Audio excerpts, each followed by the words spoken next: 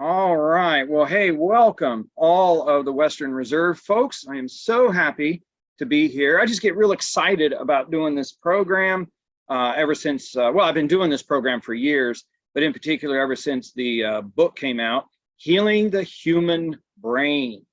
And I'll tell you, it has just sort of engulfed everything that I do.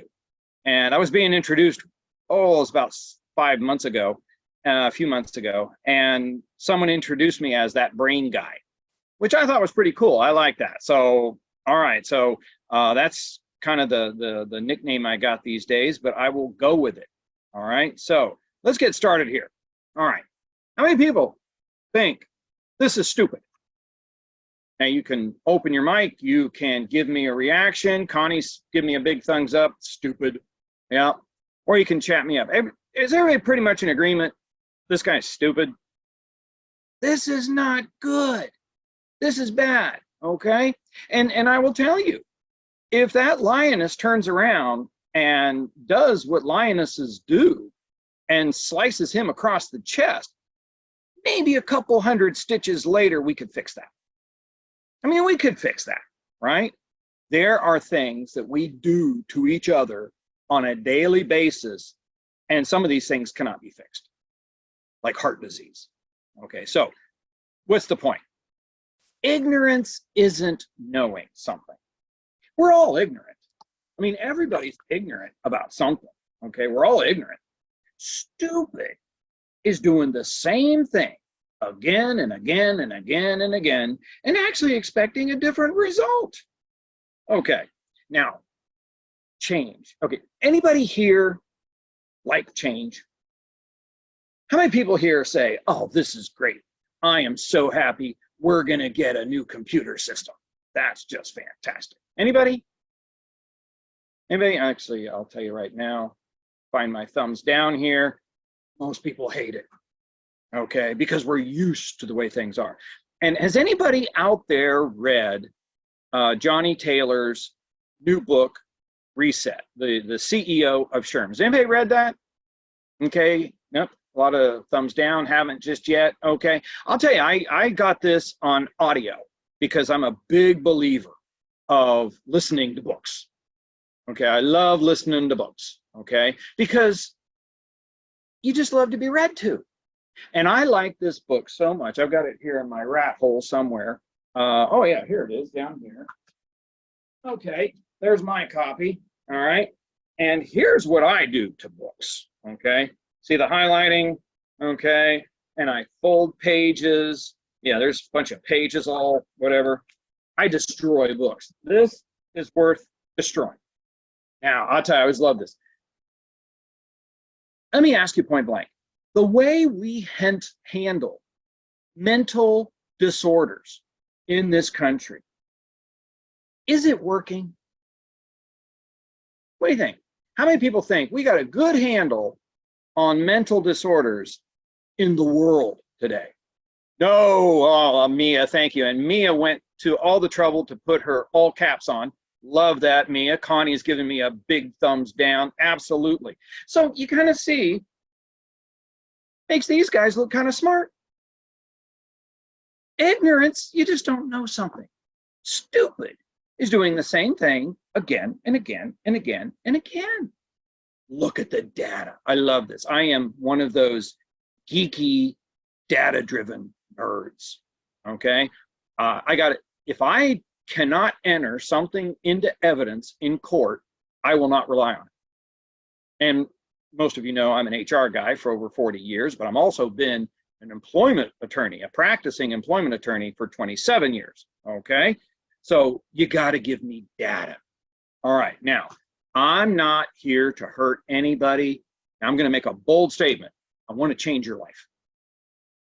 I want to change your life. And this is a mission for me. I am driven by this, okay? Because I'll show you what my brain looked like in 2008.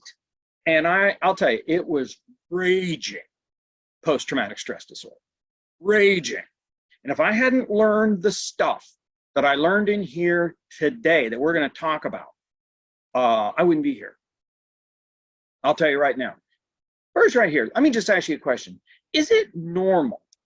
Is it normal to wake up every day thinking about whether or not you should kill yourself? I'm going to give you a thumbs down. Actually, I'm going to give you a big, mean, angry face. Is that normal to sit there and think, I might just kill myself today? Connie's giving me a no. Very good. Anybody else thinking this? Oh, Joanne's giving me a big red X. See, don't you love this? We can interact and everything. Okay. And you could be sitting in the bathtub. Isn't that just great? Okay. Now, freeze right here. Not here to hurt you. I want to help you. I wish somebody had this message for me back in 2008. I would have done a lot of things differently. I'd have progressed a lot faster. Okay, now let's look at business here for a minute, because this gets lost on us. It is amazing to me. Okay, I'm going to do the Ohio Treasurers Association. Okay, and they, wonderful group of people, love them. Going to do them again the end of this month on brain health. Actually, the program was called Leading a Brain Healthy Organization. Now, let me ask you here, and I'll tell you, the first one who can open their mic and give me a response wins a book. How about that? How about that? It's real easy today. Okay. Is it important for your employees to have a healthy brain? Absolutely. Yes. Oh, that was so good. Boy, that'll get you. So I got, that was Mia. Did you speak up? That was Joanne. Joanne and Mia did. And Mia, you both win books. Mia, oh, see, I love this little dog fight we got going here, just put you in a pit. I love it. Okay, let's go with Mia first. Tell me, what's that important? That's their personal life. Who cares? It directly relates to productivity at work. Oh, yes. If I am suffering from, and I want you to really understand here, because it's so obvious it evades us. If I'm suffering from depression, obsessive compulsive disorder, anxiety, panic attacks, all these other types, is that going to affect my ability to do my job? Absolutely. Absolutely. Okay. Joanne, what's your thoughts on this? Well, being someone who's gone through, my husband endured a traumatic brain injury. I'm fully aware of the effects on everyone, the families, just everything. Thank you. Spreads like a virus, doesn't it? Absolutely. Okay. And could you feel that affecting you? 100%. Oh yeah. Okay. So, I really think about it. And not to take it from him, because he's the one that endured the physical Right. attributes, but it definitely affected, marriage, family, everything. Doesn't it affect your entire culture at work? Absolutely. Okay. So leading a brain healthy environment. And I mean, I want to get us away. Oh, Joanne and Mia, email me your hard copy mailing addresses, and boom, that book's going to go out in the mail to you this week with my compliments. Okay. Thank you.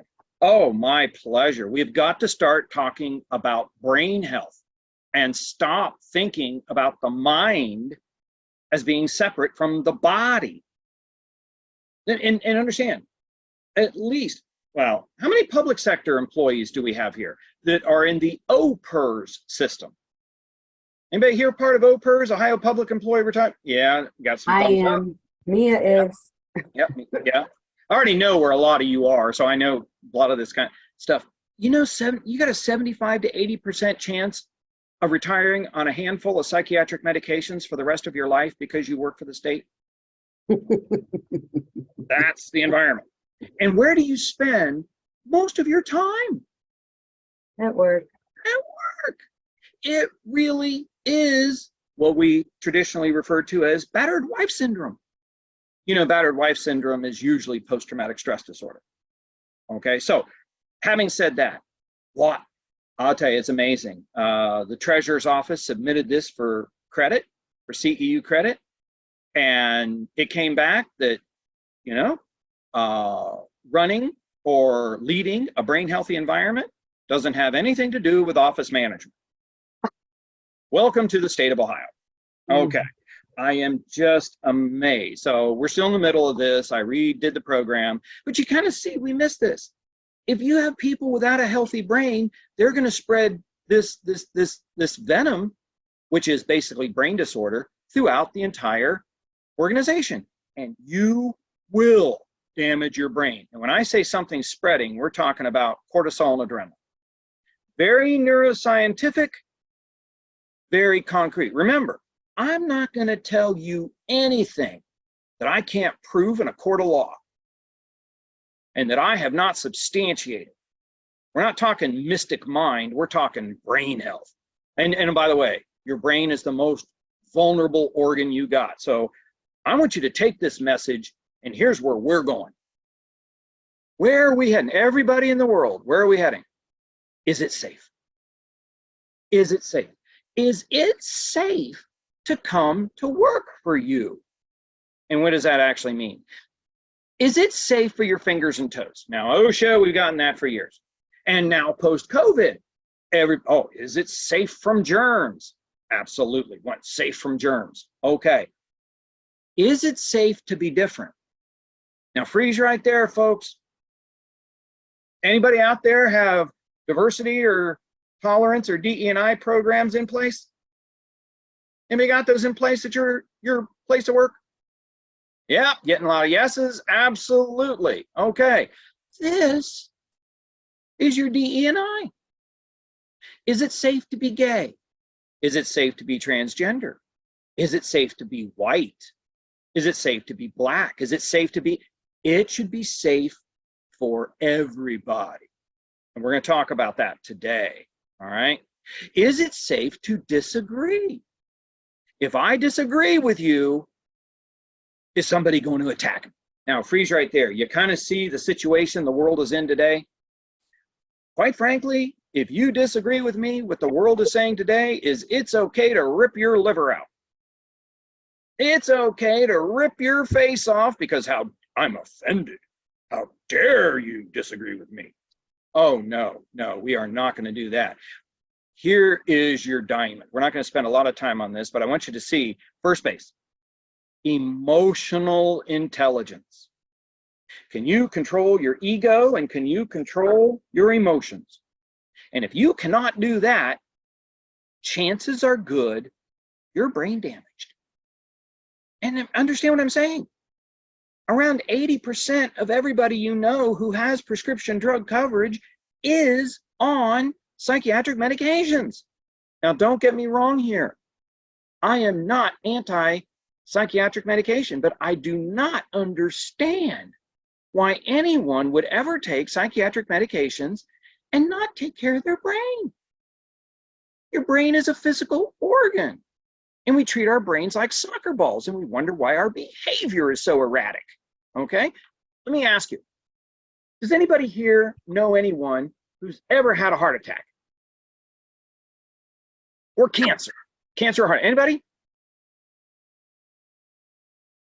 Get some thumbs up. Yep, you're finding those real good. Okay, yeah, thumbs up. Now think about it.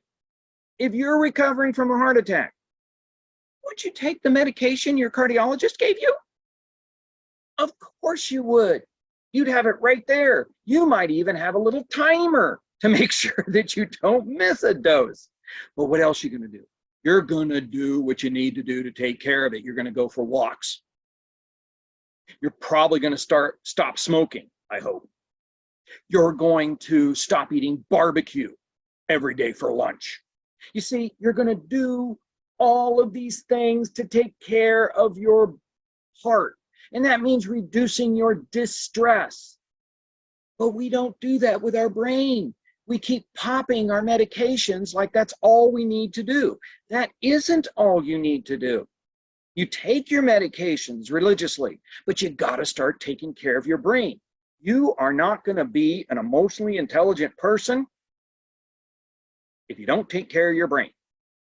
And that is actually more important than the medication. Now, look what our society does. Okay, we have these toxic work environments. Okay, let me ask you, is employment law on the rise? Are more people filing employment lawsuits and civil rights charges now than ever before in our history? You might want to think about the way I phrase that. Yes, kind of leading question. Yes, Connie, absolutely. Oh, We are overwhelming. If somebody files an EEOC civil rights claim today, it'll be 8, 9, 10 months before they get to you. They're 50-some thousand cases behind. And it's not their fault. They're just getting inundated. Oh my gosh, if you've got people who are brain damaged, which are most people, like I was, okay? Is that going to increase your chances of workplace violence? Oh, yes, absolutely. Mia, you had a comment?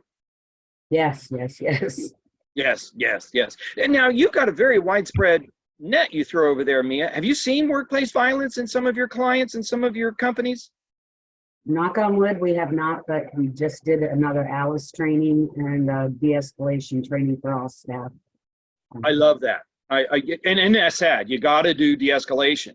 Now, think about this, Mia, and everybody else. And think of Mr. Bice at Walmart in Virginia, who went back in and shot and killed 6 coworkers and subordinates. Oh, by the way, Walmart is over, I believe, a couple $100 million in lawsuits because Mr. Bice was strange. He was weird. What's weird? Putting tape over his phone so the government doesn't spy on him. He was short, rude, mean to his coworkers. He's paranoid. Freeze right there. I got a room full of HR experts right here. Shouldn't we be talking to Mr. Bice? Boy, if I could put 2 thumbs up there, I would. You got somebody in your workplace acting that kind of squirrely? Hey, I'm not a doctor, but I know weird when I see it. You know why? Because I had it. Oh, and morale issues. What happens to morale when you work with a bully? Now, I want you to see how this all ties in. I want you to start training your people in what they need to do to take care of their brains. This should fit right into your tolerance and diversity. No, I'm not going to pick on you because you're old, because you're a boomer, or because you're young. And this should absolutely fit right in with your harassment training.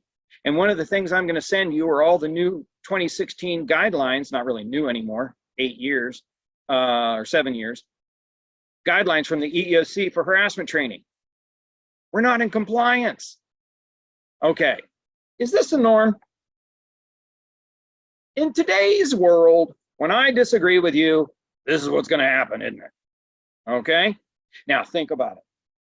So someone attacks you, probably not physically, but they're going to yell at you. They're going to bully you.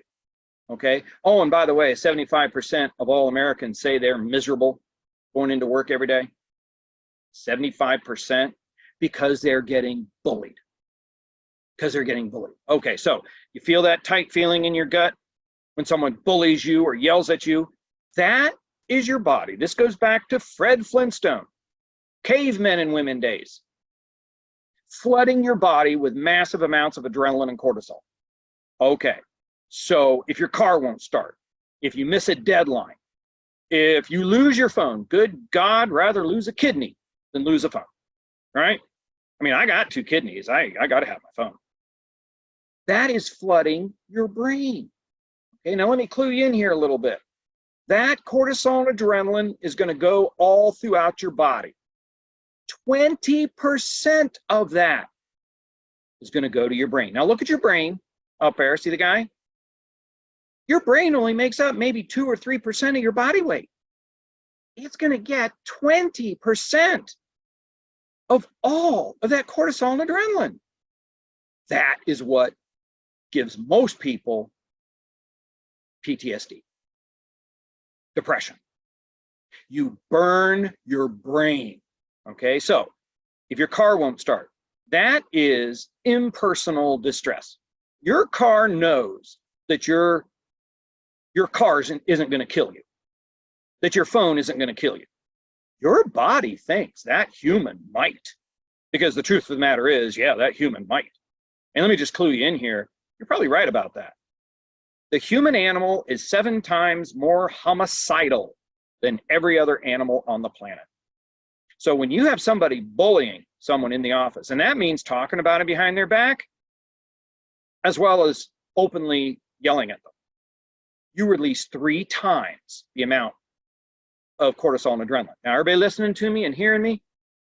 I'm not here to hurt you, but 75% of all Americans say they hate their job, and that is killing them. And I don't mean figuratively, because you're releasing 3 times the amount of distress. Distress is not distress, is not distress. It is different.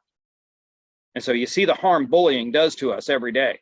And I'll tell you, the human body does not know what to do with psychological distress. We don't have a clue. Because Fred didn't have psychological distress. Fred lived in a cave, he lived in a hut. And a few thousand years ago when he came out, if Barney Rubble bullied him, Fred would kill him. Actually, it wasn't a really bad system. If you look at it from a sarcastic point of view, somebody bullies you, you kill them. Guess what? They'll never bully you again. No, you did not have bullying 5, 6, 7,000 years ago because they would kill you. But honestly, that's not advice. Today we've got laws, and you're going to spend a lot of time behind bars if you do something like that. But think about this. We go into work every day and someone is bullying us, and sometimes they'll bully us over the phone. Oh, does everybody here realize that the second leading cause of death for people under the age of 30 is suicide? And do you know when that trend started? With the advent of the cell phone. Because if I'm 12, 13, 14, 15, 16 years old, somebody embarrasses me. Back when I was growing up, that was it. Now it's all over the internet, and they're killing themselves in record number. Why? Because it's damaging their brain. That stat again. Oh yeah, the second leading cause of death among people under the age of 30 is suicide. And that's right from the CDC. And Dr. Haidt, H-A-I-D-T, H-A-I-D-T, Google him. New York University put this study together. I can now bully you from 1,000 miles away. Oh, I will tell you. And let me tell you, this is your #1 health threat. Chronic distress. And we've all got distress, okay? You can absorb the distress from your TV not working, from the neighbors, from some other things. There's a lot of things you're going to get distress over. You cannot absorb into your body all of that distress when it's coupled with work, because you're there 8, 9, 10 hours a day. Oh, this is sad, Mia. Now you see my passion over this. We've got to grow up.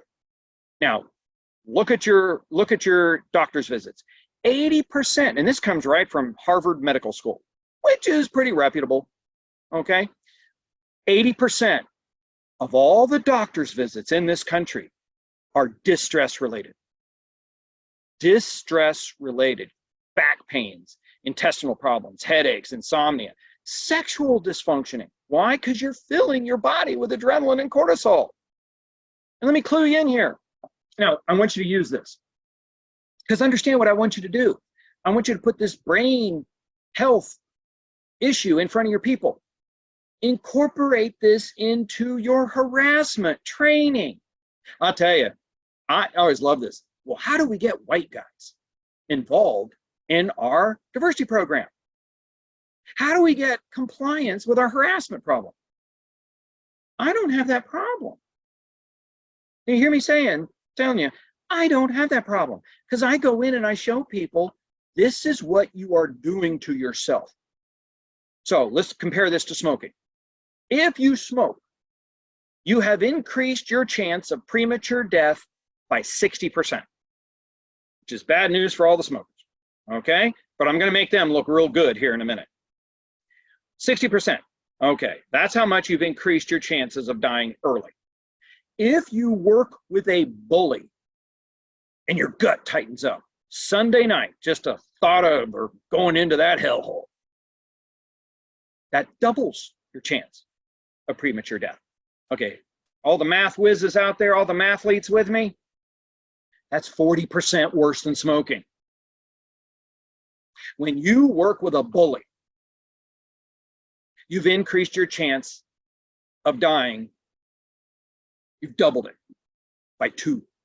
Okay, now let me ask you, look around your offices. Let's say that you are in the office today and someone lit up a cigarette right there in the middle of the office, just lit it up. Okay, what would people do? I'm gonna give you my little humor thing there. Would we let that person keep smoking? Nope. Nope, nope, ma'am. And I'm getting a good X from Joanne. Oh, yeah. No. Because, oh, hey, we can see that. Oh, you got to take that outside. We'd be polite. Connie would go tell him to stop. Thank you, Connie. Connie, you don't have a mic. I love your comments here. You shoot me your hard copy mailing address and I'm going to send you a book. I want you to get this message out there, okay? Because we've got to stop this bullying. We've got to create safe environments or you will die young. And you will have mental impairments. Oh, and you will also have heart disease. What we're talking about here with this distress, raising your blood pressure, and the adrenaline makes all your red blood platelets sticky. So they go crashing through your veins and arteries at record pace, stick, cause plaque. That is your #1 cause of arterial sclerosis. Heart attacks. You hear me talking? Working with a bully, in which you've all experienced working with a bully or for a bully or having bullies underneath you. That's worse than smoking. It is your #1 cause of heart disease, #1 cause of mental disorders. And I'll tell you, somebody lit up a cigarette, we would get them out of there. You've got to start doing that with your bullies. Or think about this. That is the same thing as taking your medicine from your cardiologist and eating ice cream and barbecue for lunch every day. Finishing off 2 6-packs of beer when you get home. Does anybody see a problem here? It doesn't do you any good to take your psychiatric medication to have somebody beating you in the head with a baseball bat every day. All right, now, you've all experienced this. You've all experienced brain damage when you're stressed. So let me show you. And let me tell you, I have to do this program for people who can't read or write.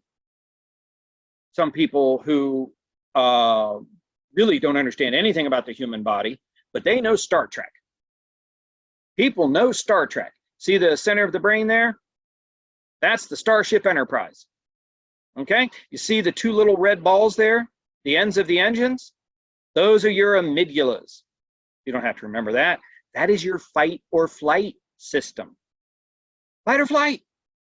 Your fight or flight system kicks in gear to save you in 17 thousandths of a second. Now you kind of see here why people who go from 0 to 60 with their temper all the time, that's brain damage. Because they've damaged their brain so much that they can't control their amygdalas. So in 17 thousandths of a second, they put a pencil in your head. Or they yell and scream at you. Okay, now, think right here. We just discovered the amygdalas, your fight or flight response, in 1992. Yes. Most of us graduated high school. We had no idea where our fight or flight system was. We knew it was in there, didn't know where it was. And then took another 8, 9, 10 years to figure out what in the heck it did. And you see right here, we could not have had this conversation 25 years ago. We didn't know. But look what's attached right to your amygdalas. See right there? The hippocampus, that little worm-like structure, actually connects to your fight or flight response. Your hippocampus is your short-term memory. So your short-term memory is filled with these little neurons. See those little buttery dendrites? Those little fingers catch your thoughts, which is actually an electrical charge and a little shot of neurotransmitter. Your brain feels like soft room temperature butter. Room temperature butter. So what do you think happens when you flood those little dendrite fingers with massive amounts of cortisol and adrenaline? You're gonna fry them. That is why you forget stuff when you get flustered or frustrated. You have burned your short-term memory. And I'll tell you, that's what we do. The neurons in your brain have a life expectancy of 120 years. Is everybody hearing me? Your body, I'm sorry, I don't care how much you train, I don't care how good you eat, I don't care. Your body is not going to last 120 years, okay? That is not going to happen. You should be like Betty White. Betty White was a healthy brain, did not go and attack people. She got upset, she got mad, but she didn't do that all the time. She wasn't paranoid, was not hypersensitive, great sense of humor. And she died with her short-term memory in place. But look at the rest of us. The rest of us start to burn out our short-term memory transmitters by the time we're 50, 60, certainly. You're not even halfway there yet. Everybody saying? This is what we're doing to our brains. And since we now have this, stupid is doing the same thing again and again and again and again and expecting a different result. All right, so that get everybody's attention? You see, I want to help you. I want you to keep clarity of thought right up until your 101st birthday, when you fall over dead playing polo, swimming, living life. Everybody with me? Oh, let me just ask a better question here. How many people would just love to have a staff full of people like Betty White? You would kill, not literally, but you would love to have a staff full of people like that. You will do your brain a favor. Okay, now, oh, let me ask anybody. Has anybody here, absolutely, Joanne's telling me, has anybody here ever fired somebody and gotten rid of them, and like the day after they're gone, everybody celebrates? The mood is so much better.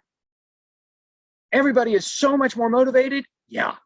Yeah, I have done that actually twice this month already. And today is the 4th. Yeah, I fired somebody over the weekend, okay? I've done 2 severance agreements. Hey, pay them, get them out, whatever. Oh my God, the atmosphere is wonderful. And think of you. You don't want to go crazy like I did. Now, you could burn out your short-term memory. Could you damage the rest of your brain? Oh, yes. Now, let me get down to brass tacks. Okay, the brain works just like a car engine. Okay, you're looking at 2 different brains here. The normal brain on your left, this is the person, this is you, laying down in the nuclear SPECT scan. Now, this is not an MRI. An MRI will look at your brain for structural damage. Okay, it'll look for tears, clots, bleeds, strokes, things like that. This is very different. This will look for heat. We're watching you think. This is actually a live human, and we're watching their brain operate. So everything in blue is a nice, cool baseline temperature. Everything in red is burning 15% hotter. And you don't want a car engine burning hot, do you? You'll be on the side of the highway. Okay, now, right there, just understanding the mechanics of a car, you know everything you need to know about neurology. Now, we're going to put one of these 2 brains in your head, the one on the left or the one on the right. Okay, somebody let me know, which one do you want, the left or the right? You can chat me up. Left, left, left. Yeah, I'm seeing lots. Oh, yeah. Oh, yeah. And let me show you why. Okay, see that little dot right there? This is a 45-year-old guy. 45-year-old guys don't sit around and giggle all day, do they? Well, that's a little touch of depression. That's normal. That's normal. That's why we don't giggle all day. Little kids laugh all day long. You kick them around for 40 years, that's what they get. That's normal. See those 2 little balls right there? Those are called your basal ganglias. This is normal. A little touch of apprehension. See, Fred Flintstone needed this because if he saw a new animal for the first time, it wasn't a good idea to go up and pet it. He might eat you. So freeze right there. You see why humans go to the negative. They love dirt. They go to the negative. They love gossip. Okay? And let me ask you, Bill Clinton, the last president to balance the budget, did all kinds of things. All right. Now, when I mention Bill Clinton, what's the first thing you think of? What pops in your head? Give you a minute to type. You probably don't think budget, right? You don't think surplus. Monica Lewinsky, there you go. Yeah, Mia, absolutely. Monica from Connie, absolutely. Right away, man, that's what we go to, because you're wired that way, okay? And if you pull out of a parking lot and it's a one-way street, you'll look both ways, won't you? Even if it's a one-way street, because deep inside, oh, people go the wrong way. Now, see this brain on the right? That is me. That is a dangerous person. That's a crazy person. And I didn't want to get a scan. My wife insisted that I get a scan because she said, you're nuts. Okay, so you see, now look at the one on the left. See how small the burn is? Look at mine on the right. That is 10 times inflamed. That is clinical depression, folks. This is one reason you kill yourself. Oh, and you see those two guys? If somebody has depression, it's usually depression and anxiety. Well, that's because the basal ganglia sit right next to the limbic system, and they typically burn next. Now, mine are so bad that it's 15% hotter in those red spots. 15% is a lot. It's blistered. And see the little red dot or white dot in the middle? That's 20% hotter. These are full-blown panic attacks. And look at that guy. Look at that. That is what we call obsessive compulsive disorder. So you kind of see how I can relate to people. Oh, I've got OCD. Yeah, that means that you have burned your corpus callosum. That's that bridge that goes between your left and right hemispheres. So if you have a thought on the right side of your brain, it'll get stuck in that inflammation. See, that bridge isn't open if you burned it like I did. And so thoughts get stuck. Can't get off it, can't get off it, can't get off it. I'm still pissed about things that happened 20 years ago. Okay, you see that diamond? That is a typical pattern of post-traumatic stress disorder. That is dangerous. Oh, and look at all of the hot spots in the temporal lobes. Hot spots, heat, too much heat in the left temporal lobe makes you suicidal. Okay? Too much heat in the right temporal lobe, you very likely might go to a mall and start shooting people. Now, is this starting to explain a lot of the things that you're seeing on the news today? Do we have 1.9 mass shootings in America every day? Yeah, Connie, now you see my insistence here. The world is going the wrong direction. We have got to start focusing on the way we treat each other. And I'll tell you, if this motivates your people, if you are on psychiatric medications, which 80 to 90% of your people are, great, I applaud that. I am so glad you took steps to get help, but take care of your brain. If you're a bully, you're committing suicide. If you are being bullied, you're getting killed. And I am not speaking figuratively, because boy, oh boy, I'm here to give you hope. The one on the left was me in 2008. Look at the one on the right. That's me today. My obsessive compulsive is completely cured. The temporal lobes are completely cured. The basal ganglias are not panic attacks anymore. They're somewhere in between anxiety, a little bit of anxiety, but mostly just apprehension. Okay? And I'll tell you, my depression, if you look at the two, you can read this stuff now. You see the one on the right? My depression is a little worse. You know why?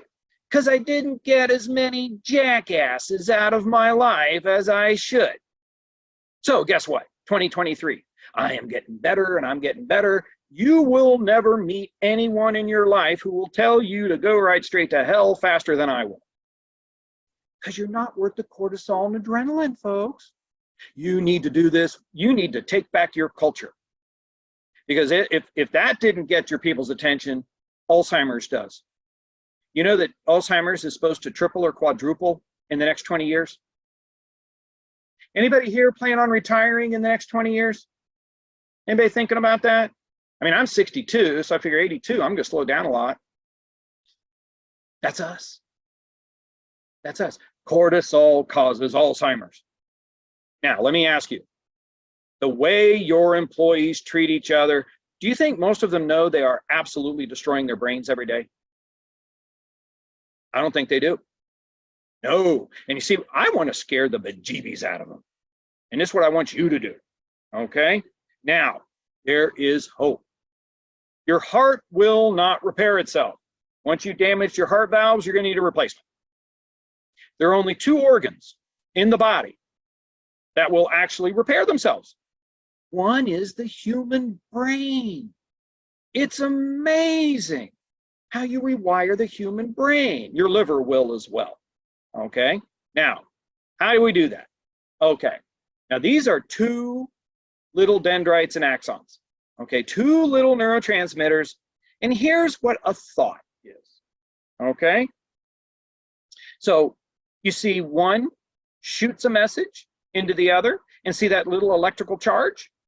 Well, that goo, that yellow goo, is a neurotransmitter. And at 1/27,000th of a second, or 17,000th of a second, you can shoot that back and forth. And that is how we have a thought. Is everybody with me? Okay, so your brain feels like soft room temperature butter. Now, first and foremost, you grow 100,000 new stem cells, new neurons in your brain every month. Now, this has nothing to do with abortion or anything like that. Don't get in a tailspin. This is the fact that we are all born with billions of stem cells still in our brains, and we grow 100,000 of them every month. So the neurons on the far left. Okay, see how they're long and skinny? Well, it's like a hose shooting, water back and forth to another hose. Well, those are two neurons shooting messages back and forth. Well, that electrical charge is going to melt that butter. Yes. Has anybody ever told you that learning is melting your brain? Yeah, I'm very proud of that. Right now, I am melting part of your brain. That's actually a good thing. Now look at the diagram in the center. See how it's flattened out? See how it is much more efficient? You got much more surface area because you are using it and using it. You're practicing. Oh, Connie, thank you. I've never heard of that. Yeah, this should be as common to every human on the planet as eating barbecue is bad for your heart, as eating an apple is good for your heart, as taking a walk is good for your heart. But this is what's happening in your brain right now, Connie, and everybody else, all humans. Okay? Oh, I love to learn. I am so afraid I'm going to die one day and I haven't had a chance to learn everything. No, really. I mean, I listen to at least 2 books a month. I'll go through 20 to 30 books a year. That's kind of what I'm like, okay? Because I learned something. And I tell you, I cannot say it enough. This is a good book. Why? Because it shakes things up and looks at data. Okay, so Connie, let's look at the one in the middle here. Now see how you keep overloading and overloading and overloading and overloading and overloading. See that little sprout coming out? Okay, the new neuron is called neurogenesis. Okay, neurogenesis. Okay, the little sprout coming out is a new sprout. We call that synaptogenesis. Now, you keep firing and firing, you keep using it again and again and again. Look at the diagram on the far right. Okay, see, now you've got two entirely new sprouts. Okay, and those are going to grow 10 to 100 sprouts, and then those are going to grow 10 to 100 sprouts. You can grow 1 million connections in your brain every month. Every month, if you do what I tell you to do. And rule number 1 is get the jackasses out. Oh, Joanne, I'm a book person, would love your recommendations. Hey, I will send you in the book, there are at least 6 or 7 pages of bibliographies. Okay, let me just tell you how research, because I get attacked over everything. It's amazing. I just get attacked over this stuff, something terrible. And I'll get questions. Well, where'd you get this? Where'd you get this? The book is 250 pages. The original version has over 470 endnotes, 470 citations. I can prove everything I say, and about 8 pages of bibliographies. So Joanne and me, I'm going to send you copies of the book. Connie, you're getting one too. Please do not forget to send me your mailing address. I will gladly send these to you, and let me know what you think. I've tried to summarize all this stuff for everybody, but there's great stuff out there. If I'd have put everything in the book that really I wanted to put in there, it'd be 500 pages, but nobody's going to read War and Peace. Okay, does everybody see this? Now, here's the other side of the coin. If you don't do what I tell you, if you live like a normal American, you will kill 85,000 brain cells a day. Everybody with me? 85,000 a day. You're not going to get those million connections a month. So you see how you can rebuild your short-term memory. You could actually be getting sharper as you get older. Now, how's this working? How do we learn? Okay, here's how we learn neurologically. See that little dot? Okay, those are those neurons growing and spreading. And the more you practice something, the more you practice, the more you practice, the more you walk, the more you get used to habits, you get another little dot, and another dot, and another dot, and another dot, and another dot. That is what we call a habit. It should be habit to do all the things we're going to talk about in here today. Okay? They've actually measured the neurons in this section 2 of your brain, which is right above your ears into the center of your brain. And that's for your finger-hand coordination. Concert pianists have twice the number of neurons in that area as the rest of us. They literally could play the piano in their sleep. That is how your brain works. It is made to rewire itself, and that means to repair damage. So when do you damage your brain? When you flood it with adrenaline or cortisol. Flooding it. Now, someone had mentioned brain injury. I have a cousin downtown in the hospital right now. As we speak right now, because this last weekend, some trucker cut in front of him and cut the top part of his car off. Damaged his brain. Okay, so yeah, that is really unfortunate. So guess what? When he gets out, I've got a program for him. You take the medications your doctor gives you, but you've got to do this, you got to do this, you got to do this. And part of it is hanging around good people. We've talked so much about distress. Let's talk about the good people. The good people. Has anybody ever come to work and you just loved it?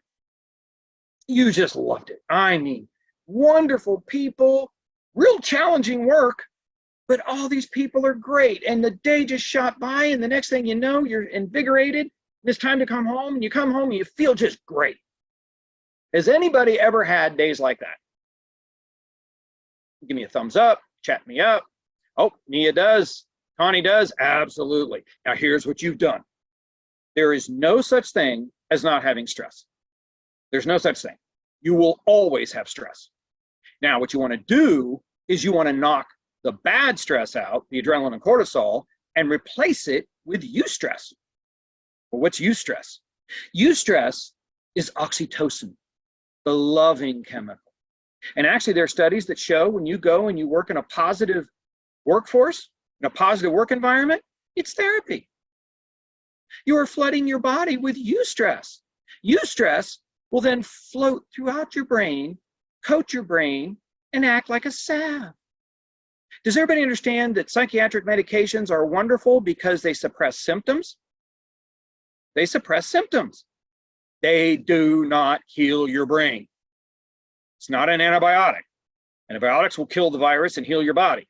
This is not what psychiatric medications do. So take your psychiatric medications and then heal your brain with dopamine, the motivation drug. Serotonin directly combats depression. Endorphins, stronger than morphine. And telomerase. Telomerase coats your DNA and protects it from aging. So a little bit of adrenaline and cortisol is good. And then I get that eustress flood in my body. But if you go too far, you start getting anxiety. Too much adrenaline and cortisol, too much, and it kills you. Is everybody with me? This stuff we're talking about is not a new program. I've never met a CEO who said, oh yeah, we need to get some new programs in here. No. Take this and put it into all of your current programs. Why? Because everybody needs a healthy brain. So first of all, if you've got a safety program, brain health. You educate your people in brain health. Because I can tell you right now, the people who I coach and try to help, they're all brain damaged, just like I was. All right. So, and I'll tell you, I have sent 43 people to go get brain scans. They all thought they were normal. They weren't. Okay, so I got to have brain health to have a good safety program. I hope you have all done or are in the process of doing your bullying and harassment program. You have to do your harassment training. Put this in there. If you bully somebody or if you're harassing somebody, this is what's going to happen in your body and you're going to be miserable. What's that mean? It doesn't do you any good to take your psychiatric medications. It's just not going to do you any good. Actually, they're probably going to up your dosage because you're getting worse. And if you are being bullied, it's the same thing. And I'll tell you right now, this is exactly what the EEOC says needs to be in your harassment training programs. And if it's not, you're not in compliance. You got to talk about tolerance, conflict resolution. You got to define bullying, bystander intervention, which means it's everybody's job to speak up, and social media because it's so devastating in our society. I tell you, that's a checklist for you. All those things should be in your training. And if they're not, you need to comply. And then amazing. Is diversity more than race? Serious question. Is diversity more than race? Yes, thank you. Well, I can tell you there's a lot of organizations that don't get that. I'll tell you right now, we're all human. I hate diversity programs that divide people, that pit one group of people against another. And I just went to a conference in February, just made me sick. The whole thing was about race, which race is a big issue, don't get me wrong. But so are people with disabilities. So is a tolerance program. So is your brain. We need to stop attacking each other. And the one thing that brings everybody together is if you have an intolerant workforce, you will damage your brain. That's why you got to get the jackasses out.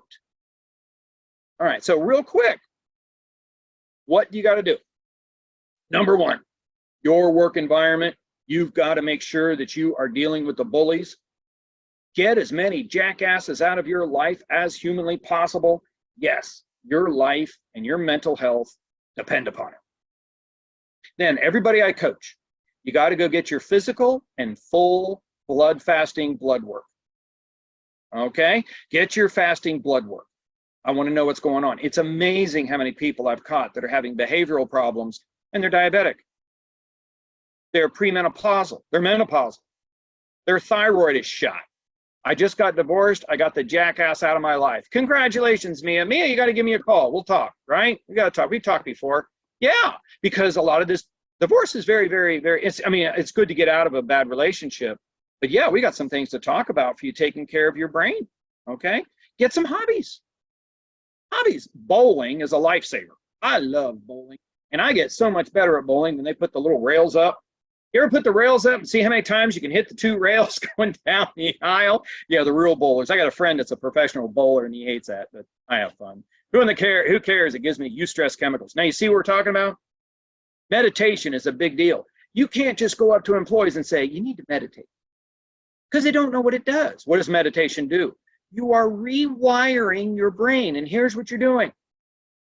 You are wiring your brain connections between your frontal lobes. You're actually making your frontal lobes bigger. They're getting larger for more control. That is your executive functions. And you're strengthening the connection between your frontal lobes and your fight or flight response, your amygdala. You're being able to control yourself, emotional intelligence. Now, if people understand the neurology behind it and the eustress chemicals that you're filling the body with, when they understand the science behind it, they're much more likely to do it. Adopt a new diet lifestyle. We could spend a whole half day on that, but anything that's good for your heart is good for your brain. And everybody here listening to me right now, You absolutely positively have to be on a vitamin and mineral supplement every day. And yep, I got mine right here. And you saw how crazy I was. This is not an advertisement. I do not get stock or any type of kickback, but I use these from the Amen clinics. And I'll tell you, I take 2 of these packets a day because I've seen crazy firsthand, and I ain't never going back. No way. Because our food supply today is shot. This is one thing that people don't necessarily know. If you ate an orange from 1970 for the vitamin A, okay, you would have to eat 6 to 8 oranges today to get the same vitamin A. Manufactured farming and all the other things that we do, you don't get the vitamins and minerals that you need. You don't get them. Oh, and here's one you can start doing right now. You've got to drink half your weight in ounces in water every day. This 8-ounce glass thing is a crock. Okay, because what if you weigh 200 pounds? What if you weigh 180 pounds? I drink 100 ounces of water a day. I'm weighing in about 185. Okay, so I'll tell you right now, oh yeah, you will pee a lot. Okay, it's okay. Get your sleep. Sleep is one of the most important things for you. First of all, when you sleep at night and you go into REM sleep, you're cleaning the cortisol and adrenaline out of your brain. You're cleaning it out. You understand, stress management is chemical management. What am I going to do to get the cortisol and adrenaline out? I'm not going to go home and lay on the couch and watch TV. I'm going to go shoot hoops. I'm going to take my dog for a walk. If you've got a cat, try that for a while. Okay? I'm going to jog. I'm going to meditate. I'm going to do something. And you're going to love this, an aerobic exercise, which is walking or whatever, strength training, which could be weights or rubber bands, and sex program. Yes, sex. Now, you let me clarify this with someone that you have a relationship with. You don't go down to the corner of 5th and Main and try to see who you can impress. Okay, that's not how this works, okay? But meaningful relationship types of stuff, because you release all these eustress programs or eustress chemicals. And I'll tell you right now, get a monthly massage. Monthly massages. And I want you to think, oh, I feel so good. Yeah, because you have filled your body with eustress chemicals. That's what you've done. Okay. Oh, and Connie, you track your sleep nightly, and REM sleep's improving. That's fantastic. That's wonderful. Oh yeah, I went for my massage today. Great, Joanne. So you're nice and chill for today's session, aren't you? Okay, that is a lot of stuff. Here are your codes for today. HRCI is 627156. And if you shoot me an email, I'll shoot this all out to you again. And Shrm, this is going to be in your handout. And Shrm is 23-3P2VF. That's kind of weird, isn't it? 23-3P2VF. Okay, now that's a lot of stuff. Questions, comments, deep religious concerns over anything we talked about. Oh my, here we got a good one here. Okay, this is wonderful. Katina, just follow-up question. I was wondering if you could briefly touch a little more on the Alzheimer's piece. Is there research that suggests that dealing with issues like depression, PTSD increases the likelihood of Alzheimer's? I'm curious to learn about this, especially as it relates to brain scan piece. Yes, great question. Let's take just a minute because we want to address that. Let me just stop the share here so we can kind of all see each other a little bit better. Yeah, great question. Here's the problem with Alzheimer's is that, well, first of all, it destroys your brain, okay? And there's no cure for Alzheimer's because by the time you're diagnosed with Alzheimer's, billions of cells have actually been destroyed, okay? So you can have Alzheimer's cells in your brain, but it doesn't necessarily mean that you've become symptomatic. Okay, so give you an example. There were these nuns, and they love to play Sudoku. Okay, they love to hang around each other and wonderful life. They all died in like their 90s, so they did autopsies on them. Every single one of these nuns had Alzheimer's. They just did, but they weren't symptomatic. Why? Because the good stress in their bodies, the healthy cells in their brain, the neurons, were able to overcome them. Okay, those cells were stronger. So you want to keep a healthy brain for your entire life, and that means doing all the things we talked there. We could do a whole half day just on diet and exercise and water and all these other types of things. But cortisol, here's the kicker. Cortisol causes Alzheimer's. That's been proven. So yes, if you are flooding with adrenaline and cortisol, the cortisol in particular, from depression, from post-traumatic stress disorder, and 30% of everybody you know has PTSD. Just statistically, 30% of everybody in the workforce has PTSD. So yeah, they're heading down, you've increased your chance of Alzheimer's. I probably have more risk here than any of you because you saw my brain. So you've seen how much cortisol that I would have had in my brain to do that much damage. Well, I can tell you one thing that I do is, and I send my clients to this, here in the Columbus area, we've got several locations where you can go for HBOT treatments. HBOT is hyperbaric oxygen tank. Hyperbaric oxygen tank, HBOT. Pure oxygen. You breathe in pure oxygen. And I actually bought one for my basement because I do not want Alzheimer's. Honest to God, I'd rather be dead than see what I've seen what those folks go through. So I breathe pure oxygen 2 or 3 times a week, get my tank. I mean, prescriptions cover it when you go someplace and get that. But Katina, all this stuff we're talking about in here, I mean, that's what it took me 21 years to research this book, 10 years to write it, okay? Because I wanted it to be concise and I wanted to show what we went through, but I also wanted to show people there is hope. Because understand, Katina, most people hearing this message have something. I always love this when I'll hear from HR, well, you got to understand, a lot of these people are on psychiatric medications. And my response is always, I assume they all are. And if they aren't, they probably should be. Okay? That's the society we've created for ourselves, folks. You attack somebody. And understand that is the worst thing you can do for your brain. It would be better to calm down and smoke. Now, where are you ever going to hear that? Yeah, I calmed down, had a cigarette. It's better than raging. It's better than melting down. Okay, so all these things in here, Katina, I would say that we are kindred spirits. Let's say you and I both had PTSD. Hey, I showed you what you can do about it. Medication, wonderful. Actually, the medications, if you get on the right ones, can help you stay calm to then rebuild your brain. Okay, it's just like with anything. It's like, okay, I'm going to take painkillers so I'm not in the pain I'm in until my wound heals. Right? If you have surgery, they're probably going to give you painkillers. You're not supposed to stay on them for the rest of your life. Well, honestly, maybe you will need psychiatric meds for the rest of your life, but your brain can still get better. Right? And when it comes to SPECT scans, yeah, I put a whole section in the book. If you go to Amen Clinics, AMEN Clinics, Dr. Daniel Amen, some of you might have seen him on PBS. If you go to his website and spend a couple hours reading, that's what I did, and that was 16, 17 years ago. You'll learn all kinds of things about SPECT scans, what they do, how, and I can tell you, it's not just the scan, it's about 6 or 7 hours of intake.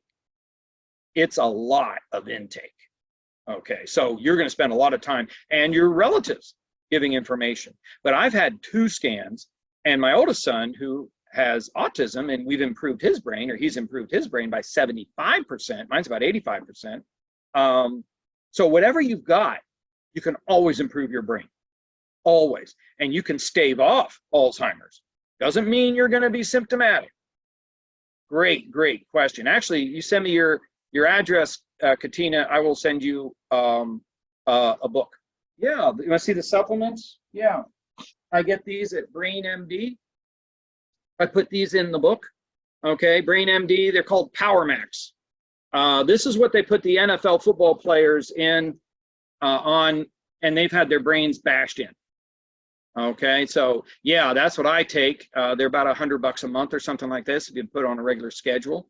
Okay, Yeah, show you the supplements. Thanks, I appreciate your insight. My husband had a family member who dealt with Alzheimer's. Oh yeah. And I suppose I always thought it was hereditary. Well, it can be hereditary, but honestly, that's the other thing too. We spend a lot of time talking about these things. It's like, well, diabetes runs in my family. Okay.